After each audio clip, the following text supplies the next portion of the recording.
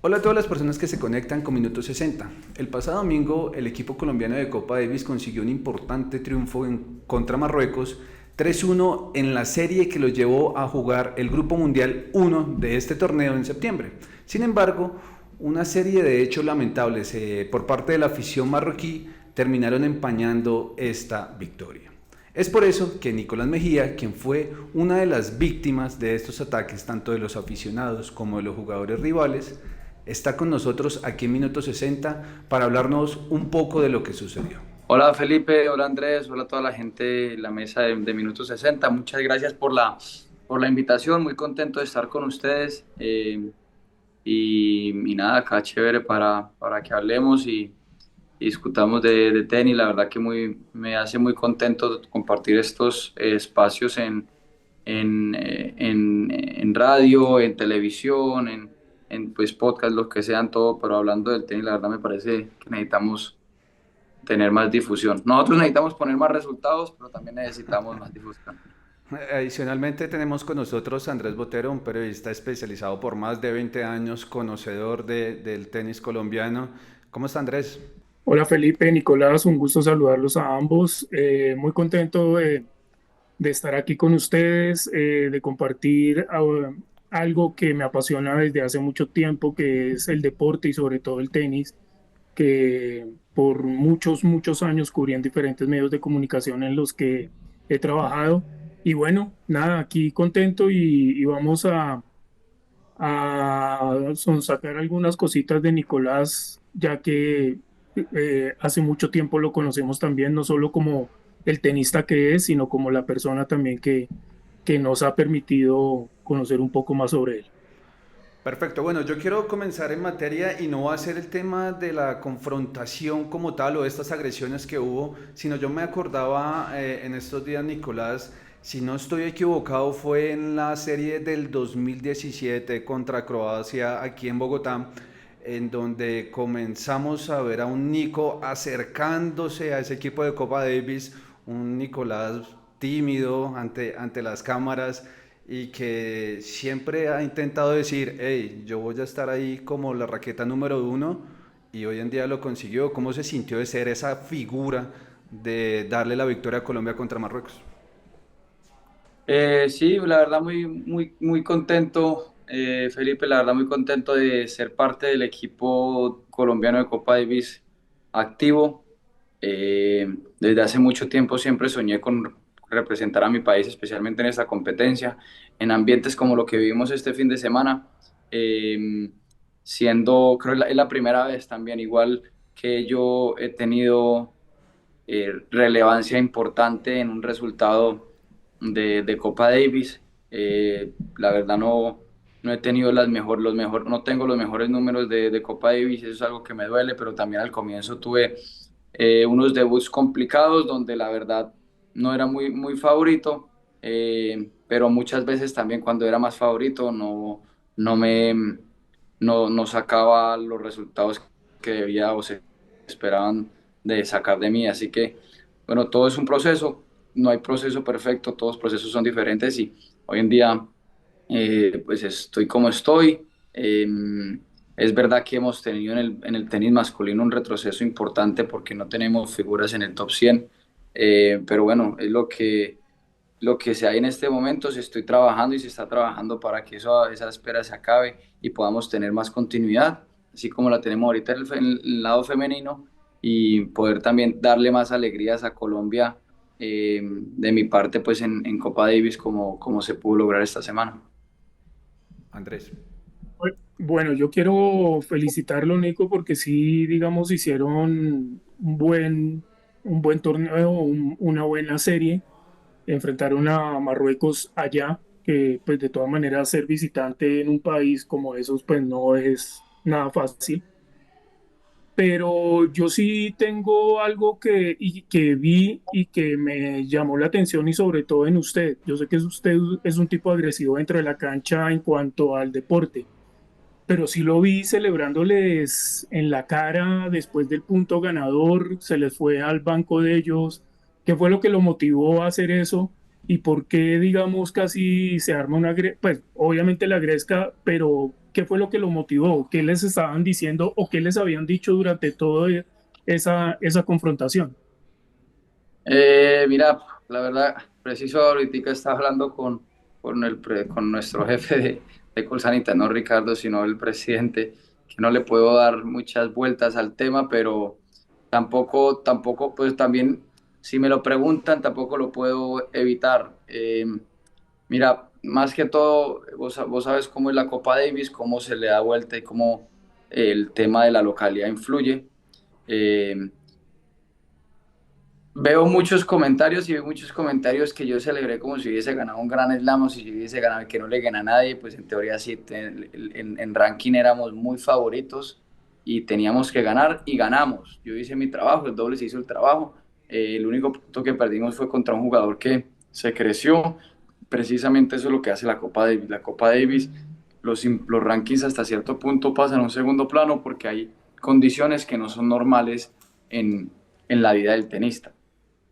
Eh, lo que pasó durante el partido, desde la primera vez que entramos a la cancha a hacer la inauguración oficial, donde se introducen los jugadores, eh, cada vez que nos llamaban los jugadores, a mis compañeros nos chiflaban y nos gritaban de una manera muy respetuosa. O sea, al fin y al cabo, el único momento donde yo creo que al menos debería haber un tipo de cordialidad es cuando se escucha el himno y cuando se introducen a los jugadores.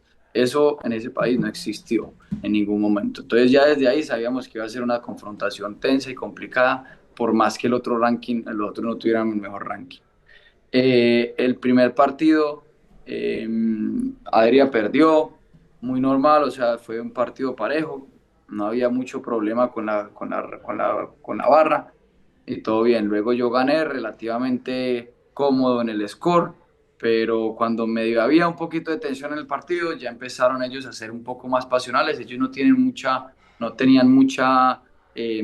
digo historia tenística, pero no habían tenido, en esa ciudad no habían visto tenis hace muchísimo tiempo, entonces había como emoción de extra. Cada vez que estaba medio tenso, la gente gritaba, normal. El siguiente día todo empezó a empeorar cuando mi contrincante del segundo día ya empezó a meterse más con los jugadores en el dobles, cuando empezaba a incitar al público, a pedir que sean más bullosos, a pedir que dijeran más cosas, mismo capitán, mismos jugadores. Ya desde el dobles, varias veces el capitán de ellos tuvo que intervenir en la mitad del partido porque ya estaban siendo demasiado irrespetuosos. Cuando estábamos a sacar, pues estaban ya haciendo bullas extra que eran antideportivas y y ahí ya empezó. Ya cuando se pusieron 2-1 abajo, el primer partido, perdón, el segundo partido que yo jugué, aquí íbamos 2-1 con la cuenta, con el marcador de la serie a favor. Me empecé bien, 6-1 arriba, 2-2, y empezaron a haber altercados porque entre más se ponía cerca el marcador, pues más tensión había. Y empezaron a insultarme a mí, empezaron a insultar a mi familia. Cada vez que yo iba a sacar, pues me gritaban. A mí la verdad, que me griten en la mitad de un saque o de otro, la verdad no me importa, güey. O sea, creo que en Argentina, en Chile, en Uruguay uno va a vivir eso. Pero ya cuando se empiezan a meter en lo personal, yo tenía familia viendo mi partido, mi prima estaba ahí, empezaron a hablar de más de mi prima, empezaron a hablar de nuestro pasado como país de una manera muy errónea. Empezaron a ¿Cómo cometer te decían? actos. Decían que yo era hijo de Pablo Escobar, que yo empezaban a hacer los gestos de inhalar droga, empezaban a hacer gestos totalmente pasados de lugar. Y a eso le sumas que durante 3 horas habían 10 o 15 personas que medio como que se iban de lado a lado a gritarte los puntos en la cara y pues o sea en el oído estaba, pues, yo gracias a Dios ni los volteé a mirar todo el partido porque si medio los miraba, medio dialogaba con ellos, eh, me salía. Yo creo que el Nicolás Mejía del año pasado, de hace 2 años, hubiera perdido este partido facilísimo porque me hubiera salido del todo. Eh, y ya cuando terminó el partido, yo la verdad, Andrés, sí estaba, o sea, tenía muchas cosas por dentro. Lo único que me mantenía a mí tranquilo y calmado durante todo el partido era que yo no me podía poner a pelear a ellos, porque me pongo a pelear con ellos y pierdo, es un papelón. Pero si me quedo callado y gano y les callo la boca con la victoria, pues eso ya uno puede hacer lo que se le dé la gana. respectivamente hablando. Ujú. Terminó el partido y yo hice una acción de callarlos porque estaba cansado de ellos y no fue lo correcto. La verdad no debía haber hecho eso. Si yo no hacía eso, seguramente no hubiera pasado lo que pasó. Pero lo que sí tengo seguro es que nuestro equipo, cuerpo técnico, ya estaban, no, o sea, ellos sí estaban viendo lo que me estaban haciendo a mí durante todo el partido. Yo hasta cierto punto no lo veía porque me quería enfocar, pero todo el tiempo ellos sí estaban parando de que todos la gente de afuera me gritaba en la cara y me celebraba en la cara, me recordaban un pasado horrible, se burlaban de nuestra cultura, se burlaban de nuestro país y entonces creo que si yo no era el que hacía eso, ya iba a haber un problema con alguno de nosotros. El Y cuerpo técnico de Marruecos también me gritó obscenidades, me gritó cosas que no tienen ni sentido. Yo no tengo problema, o sea, hasta cierto punto no hay problema que lo diga el público, pero ya cuando entra los jugadores y el capitán, eso ya tiene que haber una sanción. Y yo siento también que la referee y la ITF en ese momento no se comportó a la altura de lo que debería. Entonces, Dios quiera que puedan haber, pues no sé si consecuencias, pero que si haya un precedente y se dejen las cosas claras, porque la Copa Davis sí es pasión, la Copa Davis es esto, la localía, la visitante, pero hasta cierto punto, pues tampoco podemos llegar hasta a ¿no esos... la irrespetaron físicamente o algo? No, gracias a Dios no. Ese era el único miedo que yo medio tenía, que a lo mejor me desconcentrara por eso, pero no hubo ningún problema con ella, gracias a Dios, pero ya luego cuando empezaron a caer botellas, allá casi le pegan un botellazo y empezaron a también tirar botellas de vidrio y a Adria le pegaron una botella, pero es de plástico, ya eso ya es peligrosísimo, ya ahí ya estamos hablando de otra cosa, entonces, eh, y cuando los jugadores también incitan al público que no tiene ni idea de tenis, de pedir eso, pues se volvía como un partido de fútbol. Y ese país, la verdad, que venía de hacer un papelón histórico también con sus aficionados en la Copa de África. Entonces, pues, o sea, no se puede incitar a gente que no es capaz de resistir, como que se pone de una peor manera cuando lo incitan tanto. Nicolás, y en cuanto a los oficiales en campo, ante las reclamaciones que ustedes hicieron ante ITF, ante los jueces, ¿ellos qué les decían? Porque dejaron que el partido o las A mí me agresiones salieran de pareció las que la manos. referee no manejó la situación de una manera correcta, porque, o sea, si uno tiene, hoy en día estamos viviendo en un mundo donde falta un poco la autoridad, y cuando la autoridad deja que hay tanta permisividad, pues la humanidad, o sea, la humanidad, también la gente no sabe cuáles son los límites. Y esto ya había empezado en el dobles y la jueza lo supo, y nosotros cuando hemos jugado en Colombia, pues a nosotros nos sancionan cuando le hacemos así al público, mismo en Croacia, pues yo le hacía así al público y el referee me decía que no puedo hacer eso porque eso es incitar como incitar a un mal fair play. Entonces, eh, pues, o sea, creo que no se hizo lo correcto. Ojalá que la jueza pues está en su deber contar lo que pasó y lo que pasó no se debería repetir. Eh, pero bueno, creo que hasta cierto punto es la emoción de Copa Davis, pero ya cuando ya se meten con la familia, cuando empiezan a tirar botellas y a hacer agresiones, creo que eso no está ni bien, para nada bien. Andrés. Bueno, lograron la clasificación, en septiembre juegan el Grupo Mundial 1. Jugamos el grupo, es el Grupo Mundial uno, es que Sí. no estoy Sí, como el perdido Grupo Mundial 1. con el Sí, el 1. formato. No sé si es Sí, en el playoff a formato, qualifiers o no, en el cómo es. formato es el Grupo Mundial 1 en septiembre y si clasifican si van al A los- Grupo Mundial.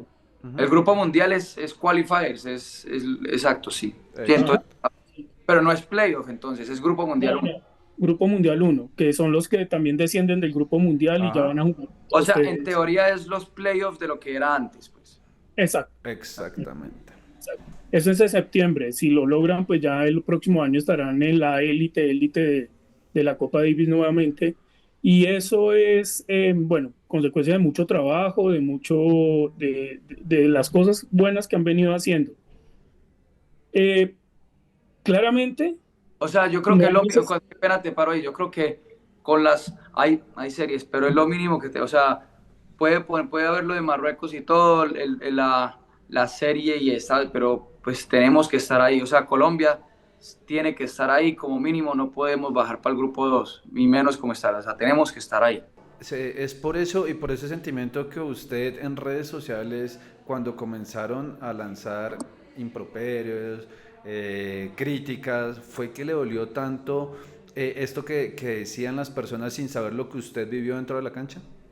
O sea, sí, la verdad o sea, me parece increíble, como creo que te lo dije a vos después de la serie, y lo digo con todo el respeto, porque el trabajo del periodista lo respeto demasiado, pero al mismo tiempo siento que hoy en día está primando mucho, mucho el generar clics, el generar visitas, el generar audiencia sin tener la información correcta. Y cuando yo veo por todo lado que lo único que ponen es que yo mandé a callar a la gente de España, un tipo que el mismo José Morón pone un tweet diciendo que yo incito al público porque solo ve el punto del match point, y es que ni siquiera vio el último game, es que el último game del partido o sea, duró 5 minutos, gané en 40-0 y el game duró como 5 minutos porque la gente se iba a meter al campo por algún gesto que se habían hecho. Entonces, cuando no dicen las cosas completamente ciertas como son, a mí me molesta, y generar clics y generar audiencia a base de cosas que de verdad no son relevantes, pero sí es relevante la imagen y el amarillismo, eso a mí me molesta. Y que digan lo que, o sea, parce, el esfuerzo, con todo el respeto, no quiero sonar, no me gusta hablar siempre en primera persona, pero el esfuerzo que hice de mantener la cabeza durante 2 horas y media, 3 horas, gritándome todo el tiempo aquí al lado de la oreja y no decirles ni una palabra, porque es que ni siquiera los insulté, ni siquiera después del partido los insulté ni nada. Parce, dicen que yo, o sea, me tratan como el peor de la película, y nosotros los tratan como los peores de la película cuando no tienen ni idea de lo que pasó. Eso es lo que a mí no me gustó. Pero también, cuando nos sentimos y cuando no nos paramos con autoridad y con tres huevas ahí en la cancha, dicen, no, estos manes, los colombianos, que somos unos cagones, somos pecho fríos. Y cuando no somos pecho fríos, también está mal. Entonces, es que es una cosa de locos. O sea, es lo que dice, para mí, uno de los mejores deportistas de la historia que ha tenido el deporte. El peor enemigo de un colombiano es el propio colombiano, lo dice Montoya, porque es que nos destruimos en las buenas y en las malas, es que estamos jodidos, loco. A Nicolás Mejía y Andrés Botero, muchas gracias por acompañarnos, y a ustedes los invitamos a que nos dejen sus comentarios en nuestras diferentes redes sociales y recuerden, Minuto 60, un infinito de información.